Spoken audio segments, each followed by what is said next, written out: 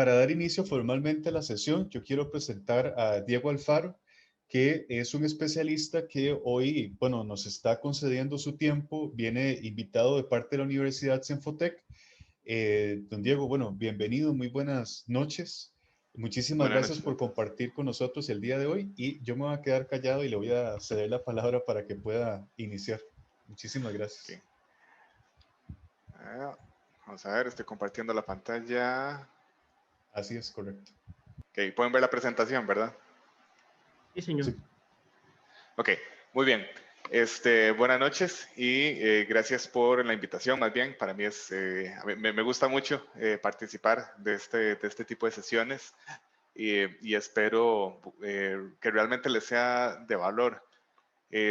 A manera de presentación, como mencionaban, yo trabajo para la Universidad Senfotec, doy cursos de maestría en lo que es el tema de aprendizaje automático o minería de datos, digamos como unas etapas anteriores a lo que ahora conocemos como inteligencia artificial, y también en lo que es el tema de analítica empresarial, que trata de cómo las empresas realmente pueden incorporar todos estos temas de inteligencia artificial, aprendizaje automático, análisis de datos a su cultura, a su día a día.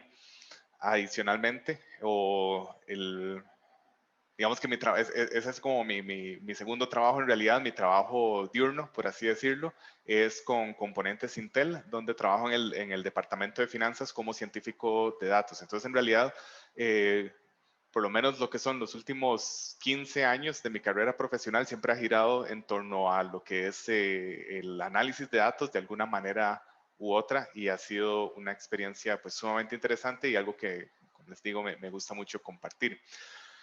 Para esta sesión específicamente vamos a hablar de dos cosas que están muy de moda, lo que es el Big Data o los datos masivos, que es tal vez ha sido uno de los conceptos que ha estado más de moda o que está actualmente con un peso muy grande y todas las empresas o muchas empresas están como siendo bombardeadas y se ha generado como una expectativa muy grande acerca de este concepto de datos masivos y lo que eso ha generado es que todas las empresas, sin importar su tamaño, asuman que necesitan trabajar con datos masivos, pero el tema es más complejo en el sentido que cuando hablamos de datos masivos como tal, hay muchos conceptos que juegan. En realidad vamos a ver que es un ecosistema y es parte de lo que vamos a ver en las primeras diapositivas.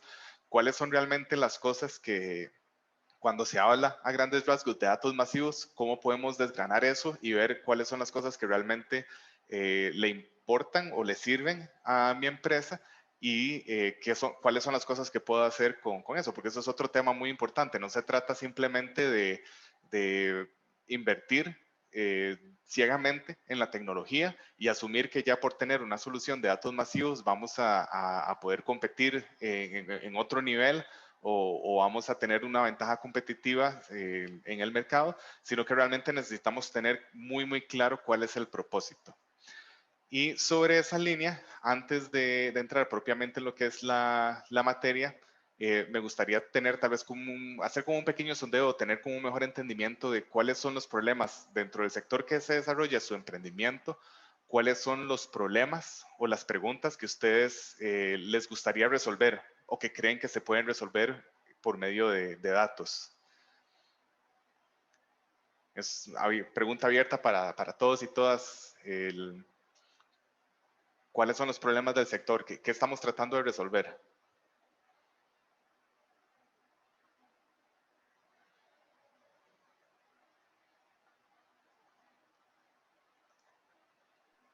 Vamos a ver Bueno, en mi caso, perdón. Dígame, doña Vilma, dígame. Sí, en mi caso, digamos, lo que tratamos de resolver es la afluencia de turismo a Golfito. Okay. El negocio mío es hospedaje, ¿verdad? De turismo a Golfito para más fuentes de empleo a nivel general, porque eso es como un efecto multiplicador, específicamente. Okay. Y si quisiéramos tal vez profundizar un poco, ¿Como qué tipo de preguntas le gustaría a usted responder? Podríamos decir, no sé, que tal vez le interesa saber cuál es la cantidad estimada de personas que podrían ir a Golfito en los próximos meses. Sí, esos datos pueden ayudar mucho, digamos. Porque inclusive la política esta del gobierno de la restricción, yo pensé que me iba a generar problemas y más bien me benefició, porque ahora ya no se quedan una noche, se quedan 2. Ok. ¿Ves? Sí.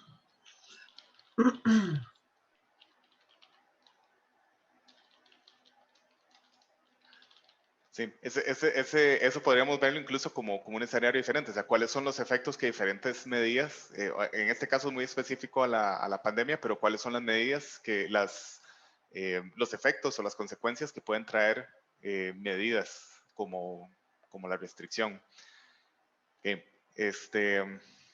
Otro caso, digamos, en ese mismo sentido, es que nosotros los hoteleros pensamos que con la política de que se iba a sacar la tarjeta el mismo día, que venían los visitantes, de ahí mucha gente se iba a ir ese mismo día. Pero ya ahí son 340 kilómetros, ¿verdad? Que nosotros estamos, entonces la gente viene muy cansada y también la publicidad había que mandarla al sector, digamos, familiar. La gente que no viene a choriciar, digámoslo así, perdón la palabra, pero sino gente que viene, digamos, a pasear y a comprar y a disfrutar del Golfo.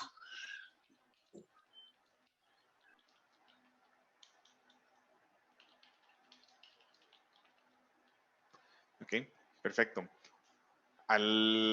No sé, doña Vilma, si tiene algún otro ejemplo o si alguien más tuviera como algún otro problema que nos quisiera compartir o preguntas que creen que se pueden responder por medio de datos o que se podrían responder. Hola, yo creo que, bueno, no sé si se escucha bien. Lo escucho un poquito bajo, pero sí lo entiendo. Ok, ahí, ¿me escucha mejor? Ajá. Ahí? Sí, mejor, gracias. Entonces, bueno, yo soy Michelle. En mi caso, sí puede afectar, ¿verdad? El asunto del turismo, pero sí para mí los datos también me interesarían, o sea, pensando en mis negocios, sobre la zona, sobre cuántas mujeres se hacen, por ejemplo, tratamientos de belleza y lifting de pestañas específicamente. Porque también me interesa la zona, ¿no? Y con respecto, yo tengo 3 negocios en este momento. Uno es una tienda orgánica de productos ahí naturales, como cepillos de dientes, de bambú, jabones, etcétera. Otro es de diseño gráfico y publicitario, entonces logos. Y más o menos eso. Y el otro es de las pestañas, que hago lifting de pestañas. Entonces, no sé, siento que con la Big Data y analizar la gente de la zona, no sé, pensando en ideales, sería primero ver cuáles son los puntos claves de la zona en donde se podría hacer publicidad, por ejemplo, publicidad visual, ¿no? Como rotulación y también acerca de cuántas personas necesitan, no sé, por así decir, un logo, por ejemplo, de la misma zona, porque eso serían, alguien que ocupe un logo va a ser gente que está ahí, no necesariamente que sea un extranjero, ¿no? Entonces, eso, no sé cómo poner las preguntas, pero el Big Data siento que sí, como que de qué forma uno puede saber lo que la comunidad consume, ¿no? Específico. Eso sería. Okay. No se preocupen por la forma de redactar las preguntas, que eso es parte de lo que vemos en los cursos y lo que hago yo en el día a día. Entonces, ustedes me cuentan los problemas y a partir de ahí vamos poco a poco redactando las preguntas. Creo que esta incluso la podríamos poner aquí abajo también. Ok, ¿alguien más que nos quiera comentar alguna pregunta o algún problema específico? Iba a agregarle también que, digamos, conocer cuál es la necesidad más, ¿cómo le explicara? ¿Cuál es la mayor necesidad del huésped, digamos? ¿Qué es lo que quiere? ¿Cuáles son sus deseos? Un montón de cosas que la vez pasada nos habían dejado una tarea de entrevistar a un cliente, de cómo se enteró del negocio, qué le pareció, si sus expectativas eran otras, o si mejor se fue más contento. Por ahí un compañero contó de unos productos, porque creo que es una ferretería que tiene. Ahora seguramente él va a intervenir. Y entonces él contó la experiencia del cliente, de que era un cliente que no visitaba el lugar ese, y después él se dio a la tarea de que lo visitara. Entonces, más bien, ¿cuáles son las necesidades principales exactamente del cliente? Yo le llamo huéspedes, el otro le llamará de otra forma, ¿verdad? Dependiendo de la materia de su producto, digamos. Correcto. Ok.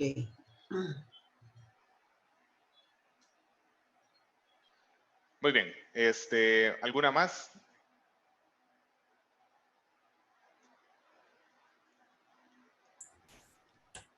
Permiso. Sí. O sea, en realidad es que la intención es como cualquier tipo de situación del negocio que se pueda medir. Es así.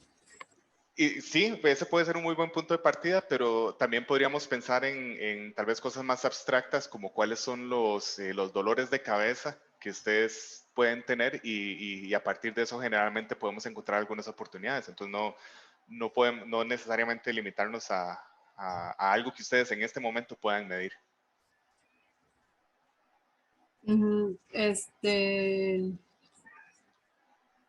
Sí, digamos, el asunto con nosotros es como lograr, a ver, como separar los costos, digamos de alguna manera. A nosotros nos da mucho dinero en transportes y mensajerías. Entonces a veces yo me tengo que sentar manualmente a decir, bueno, ok, esta factura es de 50,000 colones, pero la ganancia de esta factura en realidad son 15,000, pero de esos 15,000 yo pagué 1,500 de encomienda más 3,000 que me cobró el mensajero en San José para dejarme la encomienda. Entonces en realidad la ganancia no fue de 15,000, sino de restando sus costos. Okay, entonces para nosotros es sumamente importante lograr hacer esto como por cada venta, por decirlo de alguna manera.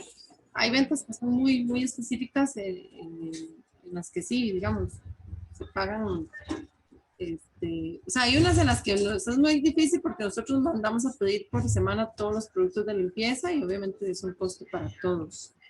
¿Okay? Pero hay otras ventas que sí son muy específicas, incluso ventas que van directo al cliente. Entonces, realmente no sabemos a final de cuentas cuál es la utilidad real, digamos, la ganancia real, porque no tenemos calculados esas variables, esos costos. Sí. De la ganancia del producto. Que tal vez, no sé si podríamos verlo en dos partes, lo que es propiamente la separación de ese, o los cálculos de qué es costo, cuánto es ganancia, pero también el poder tener esa información como más, de una manera más ágil, más en tiempo real. Y no sé si de repente le podría ayudar como no solo tener la información del momento, sino poder ver como cuál ha sido la tendencia. Si de repente un mismo servicio que está contratando hoy siempre le ha dado la misma ganancia o si antes le daba más o menos. Es que nosotros en realidad somos venta de productos. Entonces, el tema de envíos y todo, digamos, eso no le entendí la pregunta. O sea, lo de nosotros son ventas, son productos, los vendemos, pero los costos de envío es básicamente lo que nos genera a nosotros mucho dolor de cabeza para ver. Ajá, exacto, sí. Optimización. Costos.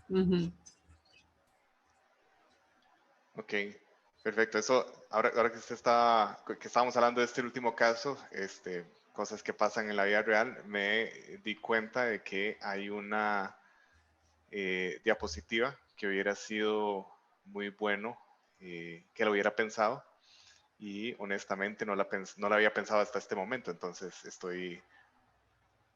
voy a agregar aquí disimuladamente una nueva diapositiva en la presentación porque ahí es un tema interesante que creo que les puede ser de mucha utilidad. Entonces, no hay nada más. Diego, Sí. pues ahí para aportar un poquito. Ajá. Aquí hay que entender el tipo de negocio que tenemos. Por ejemplo, doña Vilma tiene un servicio, un tema o un tipo de negocio de servicios. El caso de Aileen es un tipo de negocio de productos, venta de productos. El tema del servicio, como el caso de doña Vilma, pues le preocupa mucho la necesidad del cliente, la satisfacción del cliente, ¿verdad?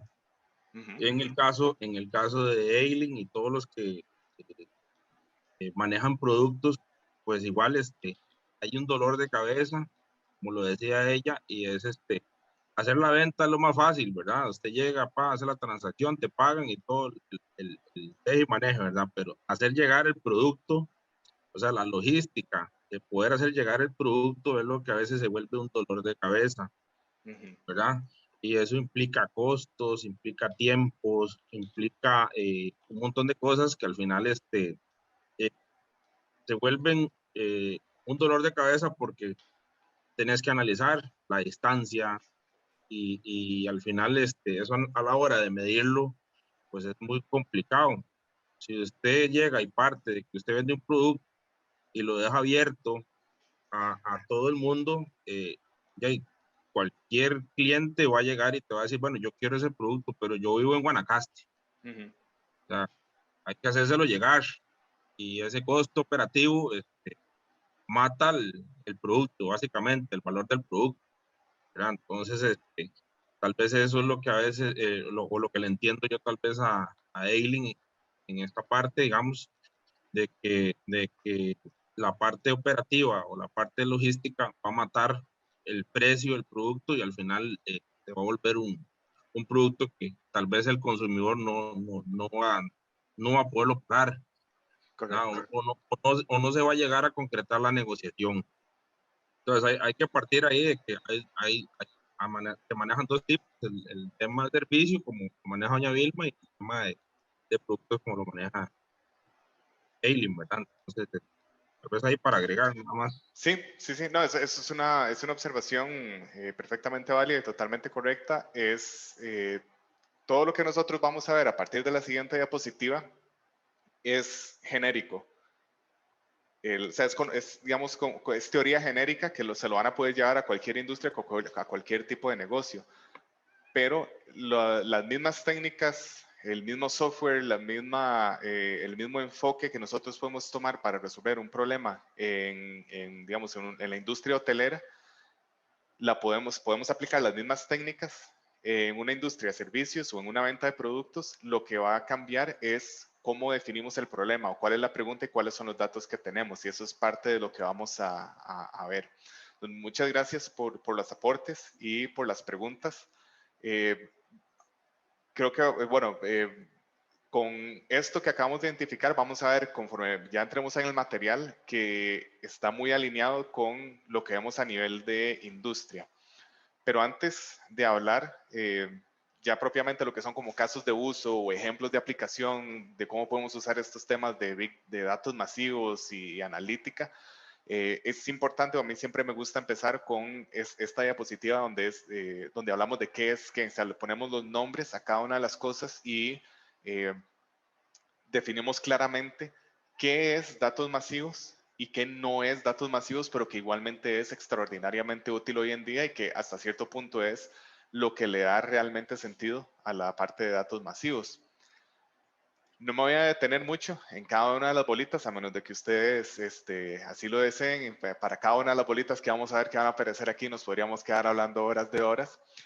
Pero en general hay algo que se llama redes neuronales, y eso es simplemente un algoritmo que se ha estado usando ya por más de 50 años. De hecho, antes de que las computadoras sean lo que hoy conocemos como todos los celulares, las laptops, computadoras de escritorio, ya existía como este concepto de redes neuronales desde hace décadas, donde se creía que se podía crear como una especie de fórmula matemática que emulara el proceso de pensamiento de los seres humanos o de los seres vivos. Hoy en día hay un concepto que se llama aprendizaje profundo. Y esto es simplemente cuando tenemos una red neuronal, podemos hacerla muy densa, podemos ponerle muchas capas de procesamiento, muchas fórmulas. Eso es lo que se conoce como una red neuronal profunda o aprendizaje profundo, y la razón por la cual se los menciono, la razón por la cual esto es importante en el contexto de hoy en día, es que cuando vemos cosas como un automóvil que se maneja solo o un sistema de reconocimiento de rostros donde se pone una foto e inmediatamente el sistema sabe quién es esa persona, o si es una mujer o un hombre, o si tiene tanta edad. Todos esos ejemplos son casos de redes neuronales profundas, donde se necesitan muchos, muchos datos. Ups, me fui para el otro lado.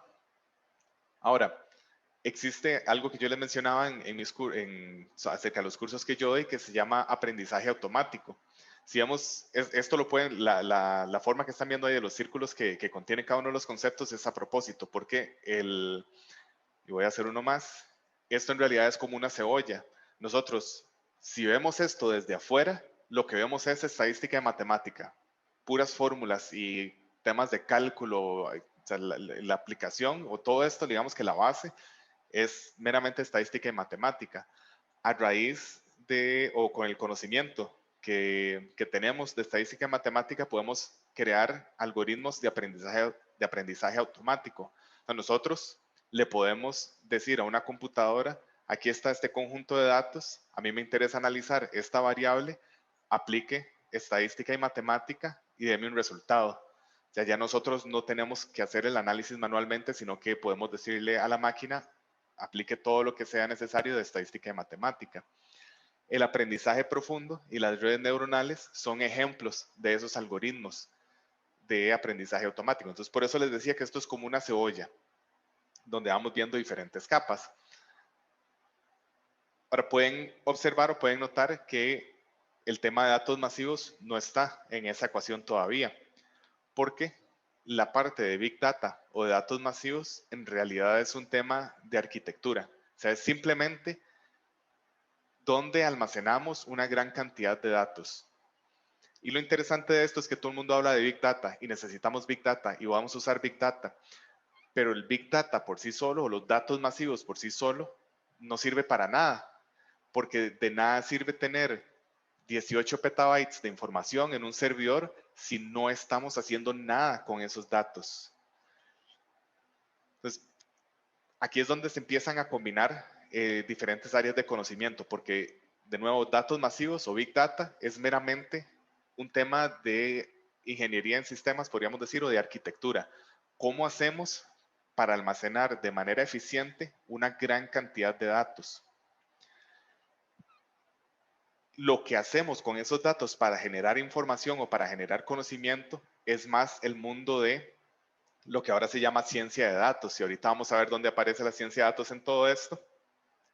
Pero el punto al que quiero llegar es que para sacarle provecho a esos datos, nosotros necesitamos tener acceso a todas estas herramientas estadísticas, matemáticas, análisis avanzados, aprendizaje automático, y todo va a depender, o lo que necesitamos realmente va a depender de cuál es la pregunta que estamos tratando de responder. Por eso es que quería hablar un poco acerca de casos, y en las siguientes diapositivas vamos a ver muchos casos relacionados con la industria de turismo, algunos de los cuales van a ver que son muy parecidos a los que ustedes identificaron hace unos minutos.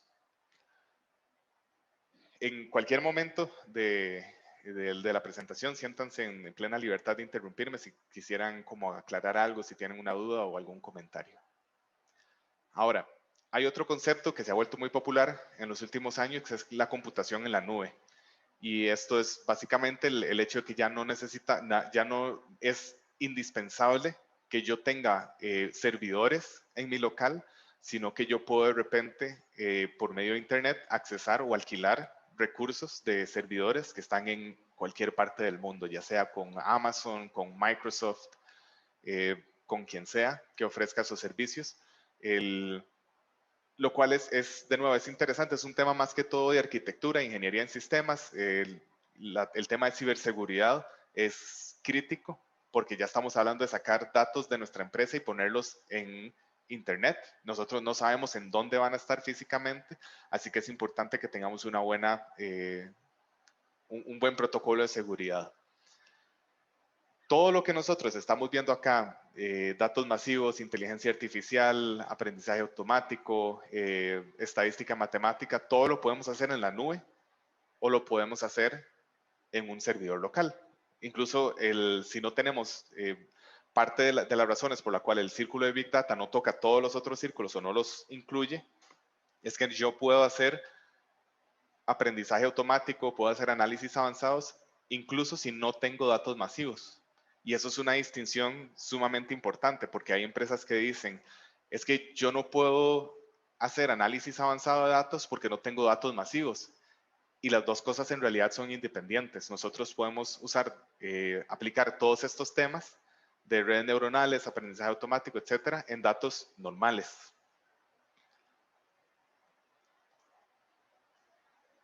Hay otro concepto importante que hoy en día significa algo diferente a lo que significaba hace unos 20 años, que es este de minería de datos. Cuando hablamos de minería de datos hoy en día, estamos hablando sobre todo de extraer patrones en los datos que ya tenemos o en conseguir datos. Y ese concepto o esa definición de conseguir datos es importante porque cuando estamos pensando en datos masivos, y tal vez todavía no hemos dicho ni siquiera que son datos masivos, no sabemos qué es Big Data propiamente, pero si yo tengo un negocio y mi base de datos cabe en un disco duro, yo perfectamente puedo hacerme la pregunta de si realmente tengo datos masivos o si los datos que tengo son suficientes para hacer algún tipo de análisis. Y puede ser que no lo sea. Puede ser que si a mí me interesa saber cuál es el sentimiento general de las personas que usan Twitter en Costa Rica, yo no tenga esos datos. Pero yo puedo hacer o puedo contratar a alguien que haga esa minería de datos, que por medio de software, por medio de código, revise las cuentas de Twitter de las personas en Costa Rica que tal vez están hablando de un tema específico para conseguir esos datos. Y no es información propia de mi negocio, es información que está ahí afuera, en la jungla, en esa ciberjungla, que es el que tenemos ahora en el siglo XXI. Ese proceso de nuevo de conseguir datos es lo que podemos ver como parte de esa definición de minería de datos. Y finalmente, tenemos ahí como en apariencia, lejos, el tema de ciencia de datos. La razón por la cual esa no es una nube ni es un círculo, sino que es una sombrilla, es porque ciencia de datos en realidad es como una sombrilla muy, muy grande, muy amplia, que abarca todos estos temas. O sea, nosotros para hacer ciencia de datos podemos o vamos a utilizar conceptos de matemática y estadística, podemos usar aprendizaje automático, podemos usar datos masivos o podemos usar datos normales, podemos hacerlo en la nube, podemos hacerlo en nuestras computadoras, hoy en día incluso lo podemos hacer en un tablet. La ciencia de datos es única y exclusivamente el proceso de responder preguntas de negocio con base en datos. Y vuelvo al punto que para mí es clave, o el principal mensaje que quiero que se lleven hoy es que no se trata solo de datos masivos, no se trata solo de Big Data, sino que vean que es todo un ecosistema, hay un montón de cosas que están jugando, simplemente tener los datos no les va a servir de nada, necesitamos hacer algo con esos datos, necesitamos tener preguntas que queremos responder a partir de los datos y necesitamos herramientas que nos permitan extraer conocimiento de los datos para poder responder esas preguntas. Todo lo que vemos dentro de la cebolla, por así decirlo, son las herramientas que nos permiten extraer el conocimiento. Lo demás son, podríamos decir, servicios no complementarios, sí, porque en realidad son requeridos o pueden ser requeridos. Vamos a necesitar un lugar en donde donde tener los datos. Vamos a necesitar algo con capacidad de procesamiento para hacer los análisis. Pero sí, de nuevo quiero que se lleven, que quede muy claro esa parte de que no es indispensable tener datos masivos, porque cuando ya definimos qué son datos masivos, lo primero que van a pensar es, yo no tengo datos masivos. Y eso está bien, es normal. Pueden ver, ahorita deberían de estar viendo la página de Amazon, ¿verdad?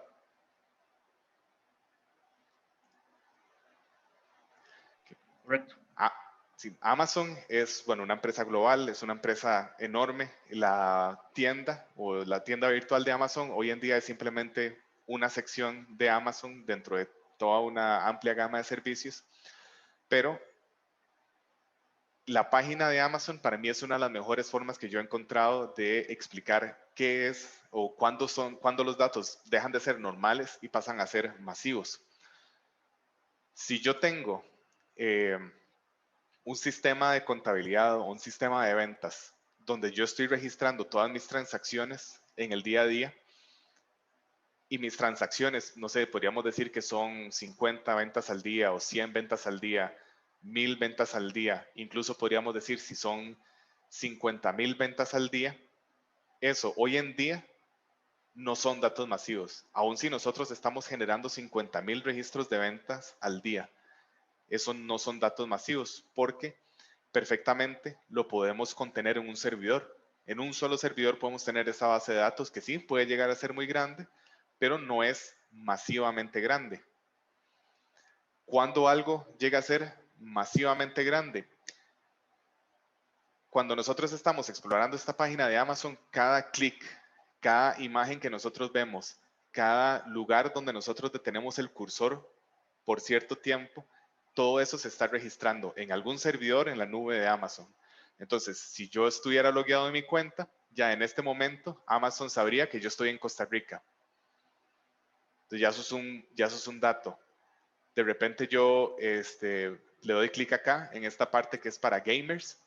Entonces, el hecho de que yo haya ido de la página inicial a la sección de gamers, ya eso es otro dato que Amazon registró.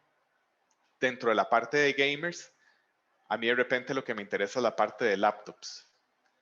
Pues, todo ese camino que yo he recorrido para llegar a esta página, sitio inicial, sección de gamers, laptops, Amazon la ha registrado en algún lado. Y de repente yo abro varias pestañas porque estoy comparando. Le hice clic, no a cualquier producto que estaba en la página, le di clic y estoy viendo los primeros 3 resultados en la búsqueda. Todo eso Amazon lo está registrando. Adicionalmente, yo quiero ver el precio de esta máquina o quiero ver los detalles de ese modelo.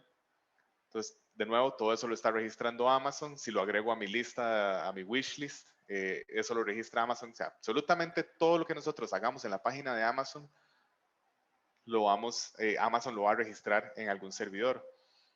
Si yo sigo viendo Amazon y no sé, paso 10, 15 minutos viendo diferentes productos, todo eso es actividad que en tiempo real Amazon está guardando en un servidor. Pero yo no soy la única persona en este momento que está viendo algo en Amazon. En este momento pueden haber perfectamente millones de personas dándole clic a diferentes partes de la página de Amazon y viendo diferentes tipos de productos. Toda esa información que se genera segundo a segundo en la página de Amazon representa datos masivos porque es información muy variada. Estamos hablando de la gente ve fotos, ve videos, da clics. Entonces, es diferente tipo de información que se está generando a una gran velocidad. De nuevo, si tenemos a 1 millón de personas dando clic en diferentes partes de la página, segundo a segundo podemos estar recibiendo millones de registros o millones de datos acerca de quién estaba en cuál página y se fue a tal otra. Adicionalmente, bueno, ahí tenemos velocidad, tenemos variedad, podemos hablar de veracidad. O sea, la información que se rastrea en la página de Amazon, Amazon puede certificar que es confiable porque la están capturando ellos mismos. Y me falta una V, velocidad, variedad, velocidad y volumen, de nuevo, los millones de registros. Esas 4 Vs, a veces dicen que son 5, a veces son 6, pero esas 4 características son lo que hacen principalmente que algo sea datos masivos. Velocidad, veracidad, variedad y volumen. No hay un límite, no hay como un límite de a partir de cuánto almacenamiento. No es que más de 100 gigas ya son datos masivos o más de 100 petabytes, porque conforme avanzamos con la tecnología, cada vez los dispositivos aguantan más espacio. Entonces, no hay un límite a partir del cual sean datos masivos, sino que es esa combinación de las 4 Vs. Y de nuevo, lo que puede estar pasando por su mente en este momento es, yo no tengo datos masivos. Y eso está bien, es perfectamente normal. No son todas las empresas las que tienen datos masivos empezando. Eso no quiere decir que no puedan sacarle provecho a datos masivos. Y ahorita vamos a ver los casos de uso, que hay algunas cosas que se pueden hacer para que ustedes puedan realmente sacarle provecho a todo este tema. No sé, yo sé que esto ha sido un poco denso, no sé si tienen alguna duda o comentario a este momento. Perdón, es que no copié la otra V. Velocidad, velocidad, veracidad, volumen, ¿y cuál es la otra? Velocidad, veracidad, siempre se me enredan. Velocidad, Veracidad. Variedad. Ajá. Ok, gracias. Con gusto.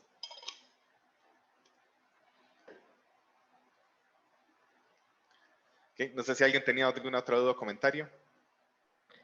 No, en el chat, la compañera Michelle comentaba que, wow, que es muy interesante conocer sobre estos mecanismos que estabas explicando en el proceso, ¿verdad? Gracias, y gracias por estar pendiente del chat, porque por alguna razón no me deja abrirlo. Tranquilidad, entonces, acá estamos más bien. Ok, entonces ese es apenas el punto de partida. Entonces ya definimos qué es qué. De nuevo, el mensaje, y lo voy a repetir, aunque parezca disco rayado, no todo es datos masivos, y está bien no tener datos masivos. Hay muchísimas cosas que se pueden hacer sin datos masivos, pero de nuevo, eso no quita que realmente haya valor para ustedes en los datos masivos.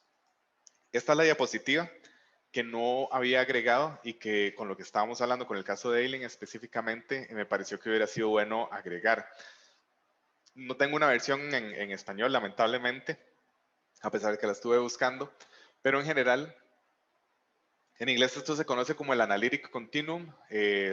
No sé si el continuo de la analítica es la mejor forma de ponerlo en español, pero lo importante aquí es ver que hay 4 tipos de análisis que se pueden hacer.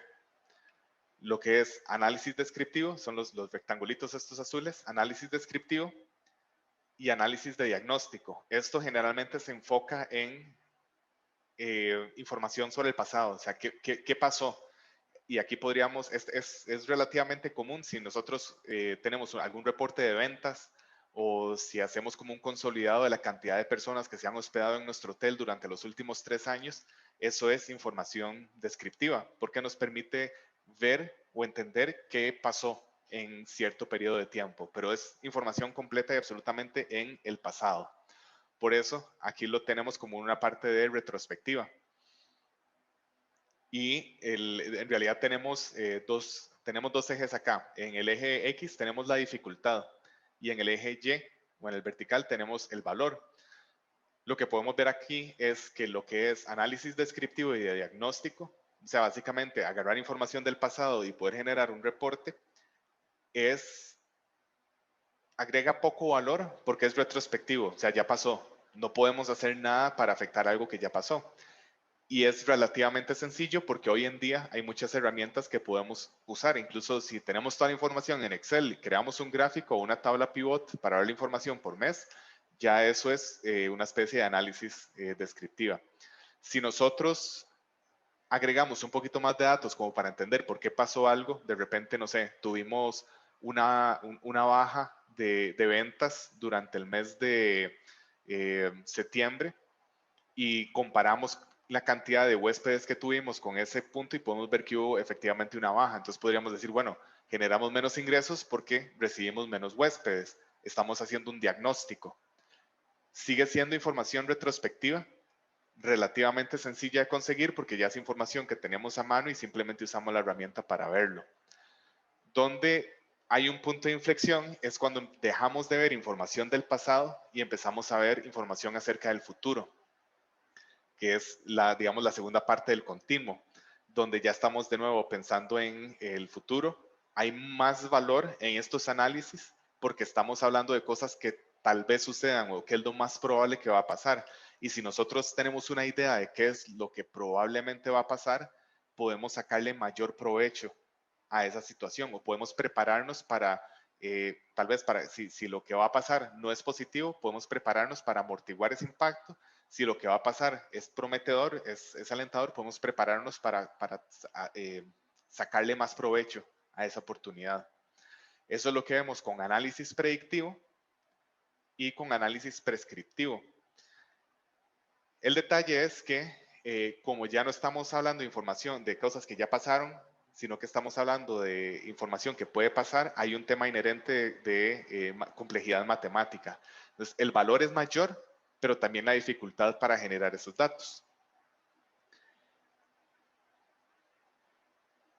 Esto es importante porque a pesar de que el mayor valor está en lo que podemos hacer hacia el futuro, no podemos restarle méritos a lo que podemos hacer con análisis descriptivo y análisis de diagnóstico. De hecho, este tema, el poder analizar los datos históricos de nuestra empresa, es la base para cualquier análisis a futuro.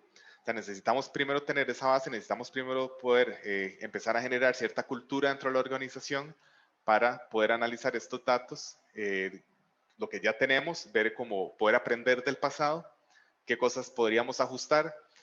Cuando hablamos de, por ejemplo, casos como el que nos mencionaba Eileen también, optimización de costos, nosotros perfectamente podríamos, si tenemos los datos, podríamos hacer un análisis de, no sé, el último año de ventas, hacia dónde hemos hecho envíos y cuál ha sido el impacto de esos envíos. ¿Se han comido la ganancia o de repente en algún momento trabajamos con algún operador de logística o con algún mensajero que, no sé, nos hacía precio o realmente le podíamos generar como sacar más margen a la venta y de repente es algo que pasó, algo cambió hace 2 meses y ya no lo teníamos más? Entonces, esa habilidad de tener esa información nos puede ayudar a responder preguntas acerca de cómo nos conviene trabajar más la logística de nuestras entregas o cómo optimizamos esos costos. De nuevo, ahí el énfasis es por el hecho de que aquí lo pongan como que no agrega tanto valor como la información prospectiva o la información hacia el futuro, no hay que quitarle mérito a lo que podemos hacer con esa información histórica. Ahora, retomando un poco el tema de los datos, otra afirmación que suelen dar las empresas a la hora de tocar este tema de análisis de datos y datos masivos es, pero es que yo no tengo datos o mis datos no son confiables o no tengo los datos que necesito. Eso es también perfectamente normal. Ni siquiera empresas tan poderosas como Amazon o Microsoft o que me quedé con en blanco, o Instagram o todas esas compañías masivas, ni siquiera esas empresas tienen absolutamente todos los datos que necesitan. Ahí es donde el tema de datos abiertos toma relevancia. Esto es una imagen que saqué de una página del gobierno de España, de su programa de datos abiertos. Yo sé que Costa Rica tiene también un programa de datos abiertos, no lo conozco a fondo, pero el mensaje de esto es, o el mensaje con esta diapositiva es que no necesitamos quedarnos con los datos que ustedes tienen. Afuera de su empresa hay muchas formas de conseguir datos. Si ustedes de repente pensando en entender mejor a los clientes, qué cosas buscan los clientes cuando están hablando de sus vacaciones, perfectamente podríamos accesar la plataforma de Twitter, filtrar todo el contenido de las personas que están en Costa Rica o de las personas en otros países que están hablando de Costa Rica y hacer como un análisis que nos permita entender de qué están hablando, qué están buscando. Y esos no son datos nuestros, son datos que podemos conseguir y hay cierta complejidad técnica y hay algunas implicaciones acerca de costos con respecto a conseguir esa información, pero el punto es que es factible. O sea, no tenemos que limitarnos solo a los datos que nosotros podemos conseguir de nuestro negocio. Afuera hay diferentes fuentes de información, ya sea el INEC, el Programa de Datos Abiertos de Costa Rica, plataformas de redes sociales que den acceso al contenido que generan. No sé si habrá algún programa del gobierno como para recolectar información, algo que no sea la UPAD, que sea de nuevo, que sea con información pública, que se pueda compartir. Todo eso son fuentes que podemos estar al tanto y que podemos aprovechar para nuestros análisis. Ahí, cuando empezamos a sacar provecho a todas esas plataformas, es donde de repente el concepto de datos masivos empieza a sonar más, porque de nuevo, si yo me enfoco en los datos que tengo yo sobre mi empresa, tal vez no tengo datos masivos. Si pienso en todo lo que se puede estar hablando en Twitter sobre turismo en Costa Rica, tal vez ahí sí tengo acceso a datos masivos que no son míos, pero los puedo adquirir.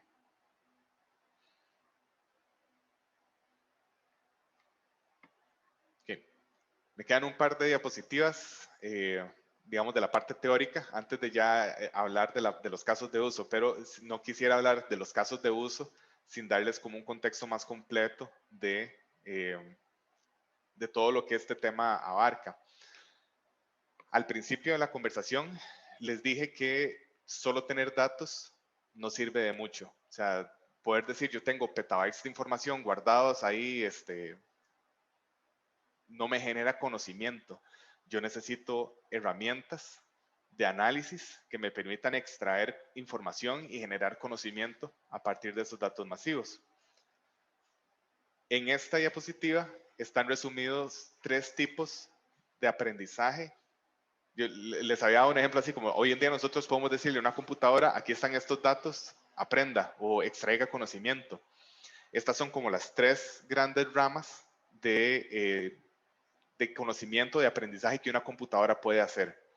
Voy a empezar con el de abajo, porque es del que menos puedo hablar, pero lo que es aprendizaje por refuerzo es, por ejemplo, lo que está detrás de los automóviles autónomos, o lo que propiamente ya vemos como inteligencia artificial. Nosotros podemos generar un algoritmo, o podemos generar un ente, bueno, no voy a decir un ente, pues eso suena un poco ya medio película de ciencia ficción, pero nosotros podemos crear algo con sensores que esté constantemente recolectando y aprendiendo. Pues, si pensamos, si nos quedamos con el ejemplo de un carro, nosotros podemos crear un sistema que le permita al automóvil acelerar. Y el automóvil puede acelerar, pero si choca, pierde puntos. Pues poco a poco, a punta de acelerar y chocar y perder puntos, el automóvil va aprendiendo que esa actividad o ese resultado de chocar le quita puntos y lo va a empezar a evitar. Entonces de repente se da cuenta que puede acelerar y girar la manivela y no choca. Entonces gana más puntos. Y poco a poco el sistema se va entrenando hasta que el automóvil deja de chocar. Lo mismo podemos hacer con ajedrez. Podemos simplemente como crear el algoritmo básico de cuáles son las formas de ganar puntos en ajedrez versus perder puntos.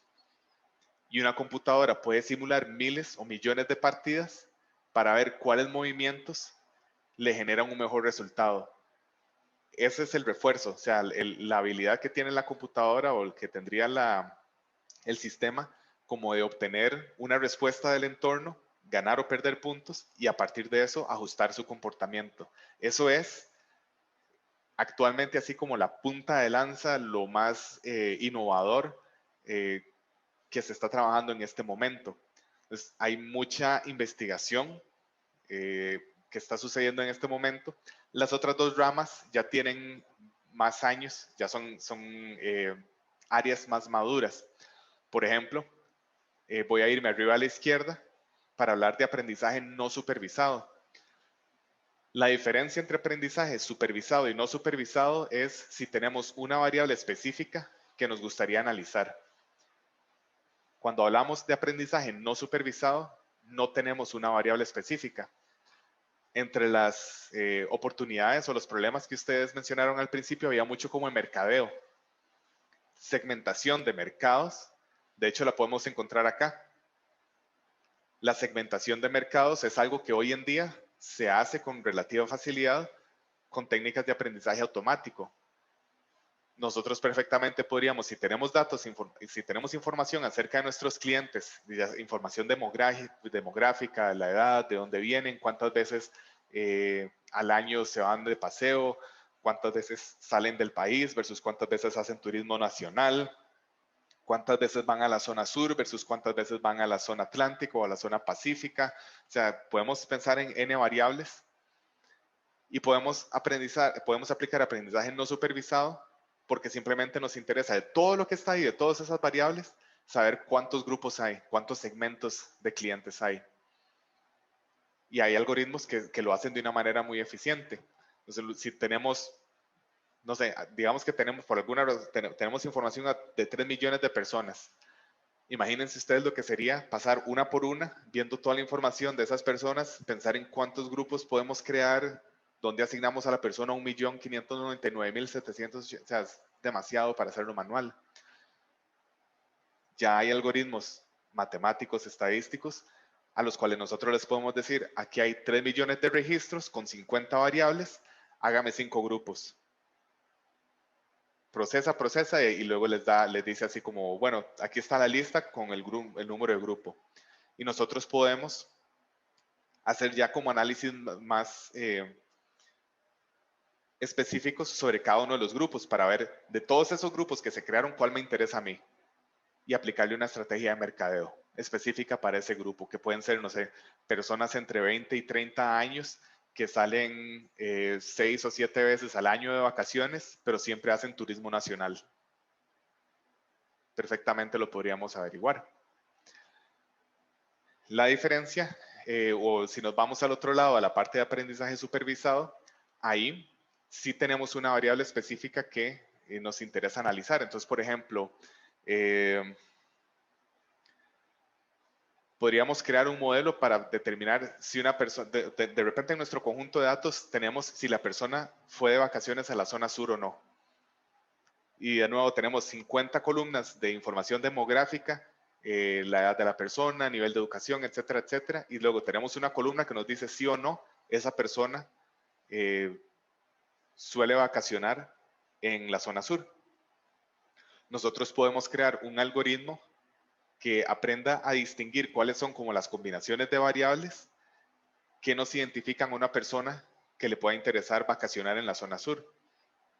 Y una vez que tenemos ese modelo entrenado, nosotros podemos pasar la información de personas al azar, así, no sé, Diego Alfaro, que vive en Heredia, sale 25 veces de vacaciones o él quisiera. Todo eso se lo pasamos al algoritmo y el algoritmo nos puede decir cuál es la probabilidad de que Diego vaya a vacacionar en la zona sur. O simplemente sí o no, Diego sí es una persona que podría vacacionar en la zona sur, entonces nos enfocamos en esa persona. Detección de fraude. Si, no sé, tal vez ustedes tienen un sistema de reservación. Detección de fraude tal vez es una forma un poco dura de decirlo, pero si digamos que ustedes tienen un sistema de reservaciones, las reservaciones, pues siempre hay gente que las cumple y algunas personas las cancela a tiempo y otras personas no las cancelan a tiempo. Nosotros perfectamente podríamos tener un algoritmo que analice la información de las personas que tienen reservas y nos calcule una probabilidad de que esa persona simplemente no llegue o cancele sin avisar. Ya eso, como les digo, son algoritmos, son temas que están maduros en la industria y son casos de uso que podemos fácilmente identificar. Finalmente, ya para cerrar la parte teórica, hay un tema de cultura que es importante y esto se los menciono yo así como desde el fondo de mi corazón porque yo doy el curso de analítica empresarial y parte de lo que vemos en ese curso es la cultura. Una empresa, sin importar su tamaño, sea una pyme, sea una transnacional, sea una compañía global, puede contratar o puede comprar soluciones de Big Data, de análisis de datos de inteligencia artificial. Si la industria o si la empresa no tiene una cultura orientada a datos, no le va a poder sacar el provecho, el máximo provecho a esa solución. Porque lo que sucede es que cuando no tenemos una cultura orientada a datos, las decisiones las tomamos por instinto. Entonces yo digo, a mí no me interesa si usted tiene un reporte de ventas que dice que el próximo mes va a ser bueno o puede ser bueno. Mi instinto me dice que el mes de agosto, por N factores diferentes, es malo. Entonces yo no me voy a preparar para un mes potencialmente bueno. O sea, yo ignoro todo lo que el momento de tomar mi decisión, ignoro todo lo que nos dicen los datos, todo lo que dicen los reportes y tomo una decisión por instinto. O en el momento en que estoy desarrollando la estrategia para mi empresa en el 2022, yo no analizo tendencias de mercados, yo no hago proyecciones de ventas, no hago análisis de qué están haciendo mis clientes, simplemente digo como qué es lo que me gustaría hacer a mí, qué es lo que yo creo que mi empresa necesita para el 2022 y lo hago. Versus una cultura orientada a datos donde las decisiones están fundamentadas en lo que nos dicen los datos. O sea, ya en los procesos de la empresa está incorporado una etapa o un paso que nos requiere generar un reporte, analizar qué es lo que puede suceder a futuro, cuáles son los escenarios posibles y con base en toda esa información tomamos una decisión orientada en datos o fundamentada en datos, no por instinto. Eso es un tema interesante de tratar en Costa Rica porque, de nuevo les digo, no importa el tamaño de la empresa, todavía estamos en una etapa en donde no hay mucha cultura orientada a datos, donde todavía hay mucho como instinto. Y eso es, si queremos sacarle el mayor provecho posible a este tema de datos masivos, análisis de datos, ciencia de datos en general, necesitamos complementar la parte técnica, la parte de comprar una solución, la parte de invertir en software o de comprar datos, con la parte de una cultura. De nada nos sirve pagar por datos si al final los vamos a ignorar. Okay. Esa es, de nuevo, la parte, así como el monólogo, la parte teórica que yo tenía para compartirles. No sé si tienen alguna duda o comentario antes de entrar a los casos de uso en la parte de turismo. Sí, bueno, yo creo que la compañera Helen había levantado la mano, pero creo que luego la quitó. Entonces, perdón, es que no tengo visibilidad de eso. Tranquilidad, es la oportunidad para que hagan todas las consultas, ¿verdad? Antes de continuar. Sí tenemos en el chat varias consultas, bueno, comentarios más que todo es. En el caso del señor Oviedo nos comenta que es muy interesante el tema que está conversando, ¿verdad? Sobre el tema de la cultura orientada a datos. Bueno, nos comenta que es muy cierto para que la información, si no la vamos a utilizar, ¿verdad? También nos comentaba sobre el tema de la filimina anterior, sobre el tema de, por aquí lo tengo anotado, de el continuo de la analítica. Comentaba que es muy buena esa filimina porque sirve para realizar inclusive un diagnóstico, esa misma, para realizar un diagnóstico y así proyectar el tema del negocio. También Helen nos comentaban que ellos venden a través de SICOP, ¿verdad? Que nos ha sido útil para conseguir proveedores con mejores precios, los productos que más solicitan las entidades de gobierno, entre otras, ¿verdad? Eso es un poco de lo que se ha venido en el chat ahorita. Si alguien tiene el uso de la palabra, lo puede hacer perfectamente. Sí. Antes de aprovechen ahora que estoy callado. Entonces, ¿tienen una consulta o algo adelante? Bueno, el comentario mío era básicamente lo mismo que escribí en el chat, pero para explicarlo un poquito es que Diego estaba hablando en ese momento de bases de datos, digamos, que son del gobierno, ¿verdad? Entonces, realmente, pues, para nosotros, SICOP, o sea, aparte de ser obviamente una ventana de venta muy grande, sirve también, digamos, como para estas estadísticas. Por esto les decía lo de los proveedores, porque, por ejemplo, cuando comenzó la pandemia y comenzaron a salir estas caretas de protección, ¿verdad? Plásticas. Nosotros no teníamos un proveedor para ese producto. Yo me metí a la página de SICOP, busqué los que participaron cuando empezaron a salir a solicitar estos productos y de ahí conseguimos un proveedor.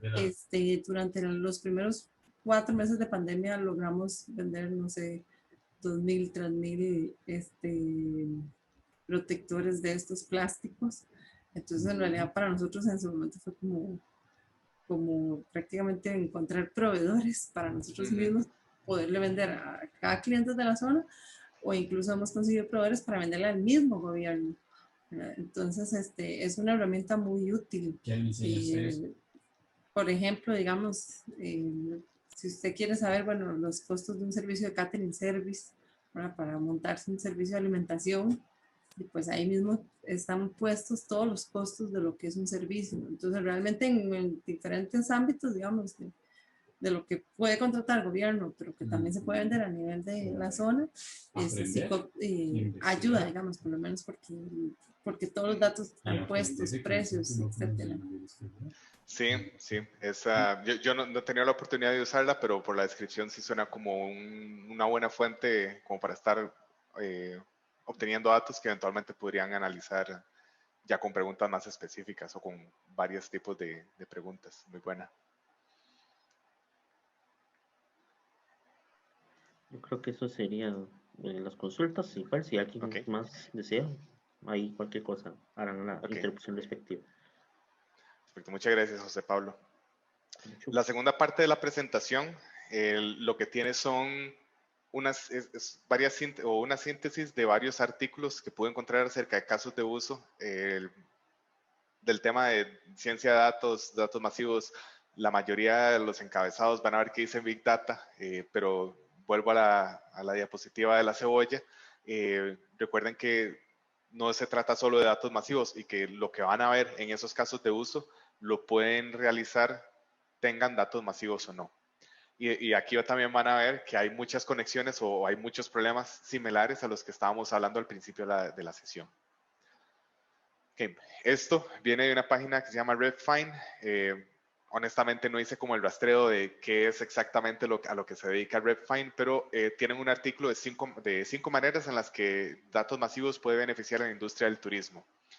Lo primero, gestión de ingresos. ¿Cómo nos aseguramos de vender el producto correcto al cliente correcto en el momento correcto?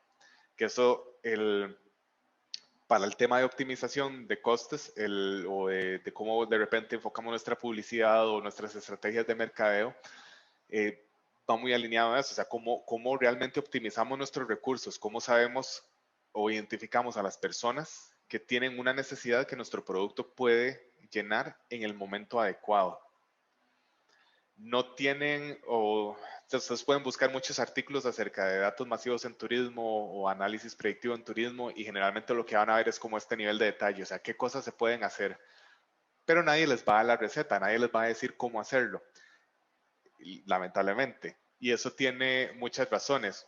Una, tal vez la más obvia, es que ese es el negocio de alguien. O sea, siempre hay alguien que les va a querer, es un servicio que se ofrece, o sea, cómo alguien les puede ayudar a ustedes a encontrar esos clientes en el momento correcto para venderles el producto correcto. Pero también es porque no hay una solución universal, o sea, no hay un software o un producto que pueda decir que puede agarrar cualquier dato de cualquier empresa, de cualquier industria y les va a ayudar a conseguir eso. Porque las soluciones tienden a ser como muy enfocadas. O sea, puede ser que alguien tenga un muy buen producto para encontrar huéspedes potenciales y hacer como esa conexión entre los hoteles y las personas que de repente están empezando a buscar. Pero esa solución es poco probable que sea útil para una persona para una empresa de diseño gráfico, por ejemplo, porque la necesidad, el tipo de cliente, el patrón, los patrones que vamos a ver en los datos son totalmente diferentes. Así que estas filminas, estos casos de uso, mi consejo es que los interioricen, pero los generalicen lo más que puedan. O sea, no crean que esto es exclusivo de la industria de turismo, sino piensen en cómo este tipo de ideas de repente los pueden ajustar a sus tipos de negocios. Por ejemplo, gestión de reputación, análisis de comentario de clientes. No importa el tipo de empresa que ustedes tengan, pues hoy en día todos estamos expuestos a comentarios en Facebook, comentarios en Twitter. Hay sitios que se dedican a recolectar estos reviews. Hay soluciones o hay una forma en que datos masivos, análisis de datos, ciencia de datos en general puede ayudar a un negocio, es poder tener un buen entendimiento de cuándo se está hablando de la empresa y en qué tono, qué sentimiento, cuál es el sentimiento de ese mensaje. ¿Es un comentario positivo? ¿Es un comentario negativo? Ya hay algoritmos, hay técnicas, hay productos que se especializan en identificar cuál es como el tema de un comentario o cuál es el sentimiento de un comentario. ¿Cómo usamos esto nosotros en nuestra empresa? Pues es muy relativo. Puede ser que a nosotros nos interese, no sé, tenemos un producto nuevo que estamos empezando a vender y nos interesa saber cómo está reaccionando la gente. O tal vez hicimos como un cambio en la empresa que nos maneja la logística y queremos entender qué efecto está teniendo eso en nuestros clientes. Obviamente, para poder hacer estos análisis necesitamos datos. Y eso, o sea, todos estos casos de uso están amarrados a que realmente puedan conseguir los datos para utilizarlos. Podemos llevarlo a un ambiente más macro y podríamos empezar a hacer análisis de nuevo de Twitter en Costa Rica, cuáles personas están hablando de la zona sur o de Golfito y cuál es el sentimiento de las personas que están hablando de Golfito. Y si es positivo, ¿por qué es positivo? Si es negativo, ¿por qué es negativo? Mercadeo estratégico, enfocarse en las personas correctas de la mejor manera. Esto es lo que hablábamos hace poco de segmentación de clientes, poder tener un mejor o una forma más poderosa, tal vez sea la palabra, de segmentar nuestro mercado y entender cuáles son nuestros clientes, en quiénes deberíamos estarnos enfocando. Podemos analizar la experiencia de los clientes, si tenemos algún sistema de servicio al cliente o si tenemos, de nuevo, si tenemos textos o datos que hablen acerca de cuál fue la experiencia de los usuarios o los clientes con nuestra empresa, podemos entender como cuáles son las cosas que más le está doliendo a nuestros clientes para poder mejorar esas experiencias.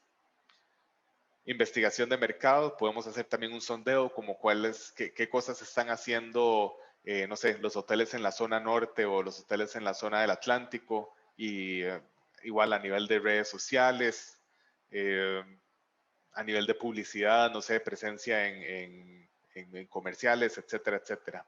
Siempre y cuando podamos conseguir los datos, vean que hay muchas preguntas que podemos responder.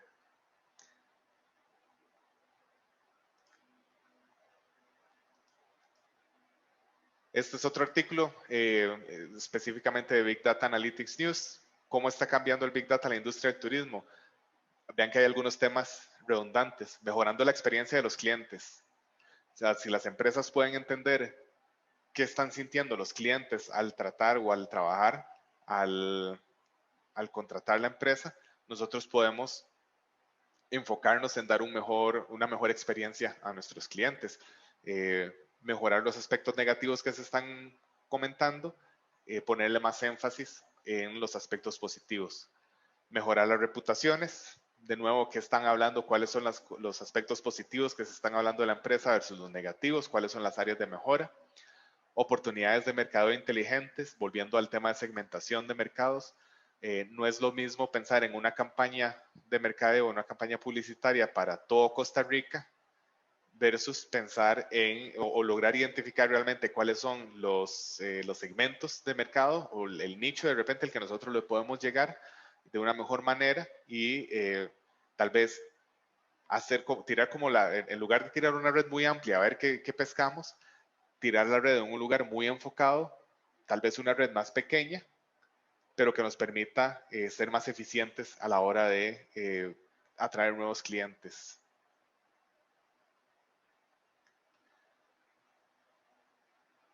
Tenemos también casos de uso de análisis predictivo. De nuevo, todo esto está muy enfocado en la búsqueda que hice fue muy enfocada en la parte de turismo, pero de nuevo, sepan que esto se puede generalizar. Y yo les dije al principio, yo trabajo en un departamento de finanzas. Nosotros también, por ejemplo, podemos hacer análisis de sentimiento dentro de la corporación, dentro de la empresa, podemos hacer análisis de sentimiento en las redes sociales internas.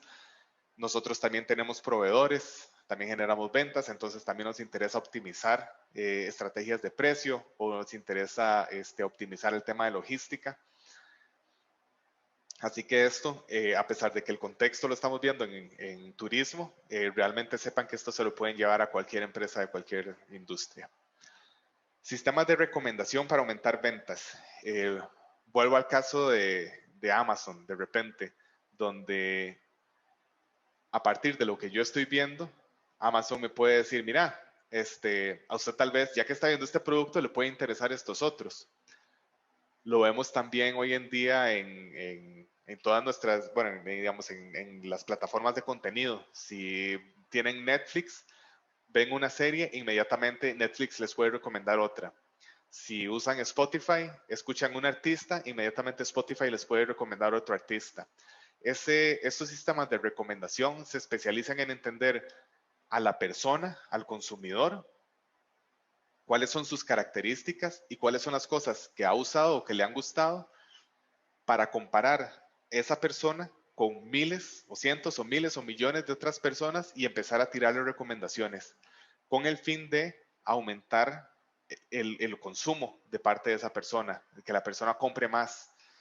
Entonces podemos, de nuevo, si tenemos información acerca de nuestros clientes, sus hábitos de compras o de consumo, podemos también hacer recomendaciones o de nuestra parte les podemos dar recomendaciones de otros servicios que nosotros ofrecemos. La parte de optimización de estrategias de precio, entender cuáles son las combinaciones de proveedores, precios y, no sé, la parte logística, la parte de la entrega, el manejo de impuestos también, que nos da la mayor ganancia sin afectar el consumo. Porque nosotros podríamos decir, bueno, si quiero más ganancia, subo el precio. Pero si subimos el precio, probablemente bajemos la cantidad de ventas. Entonces, ¿cuál es como ese punto? ¿Hasta dónde nosotros podemos llegar para realmente tener como cierto margen de ganancia, reconociendo que hay algunos gastos de logística, que hay que pagar impuestos y que no podemos subir el precio indiscriminadamente porque perdemos volumen de ventas? Entonces, hay algoritmos que se especializan en esa optimización. Elaboración de experiencia para viajeros, tal vez estaba, dentro del contexto del artículo, estaba más pensado en plataformas. Si, no sé, tenemos un sitio web que se encargue de vender paquetes de turismo, cuáles son como las experiencias que las personas les ha gustado combinar para poder realmente ofrecer una experiencia más personalizada hacia esa persona. Que nos lleva un poco a la parte de personalización extrema también, o sea, que tanto conocemos a nuestros clientes que les podríamos, en lugar de ofrecer como un paquete genérico, tratando de que sea así como apto para todo público, versus algo que se ajuste a lo que Diego Alfaro busca para sus vacaciones, sin que eso requiera tener a miles de personas trabajando en miles de productos diferentes, sino simplemente que todo sea a nivel de algoritmo, a nivel de datos. ¿Cuáles son como los patrones de consumo de Diego? Los intereses que Diego tiene, las cosas que ha comentado en Twitter, en Facebook, los videos que ha visto en YouTube. A partir de toda esa combinación de datos, ¿qué experiencias de turismo le podemos ofrecer a Diego como para que él sienta que es personal? O sea, que realmente Diego va a disfrutar de esa experiencia y no que es algo genérico que se le está recomendando a todo el mundo.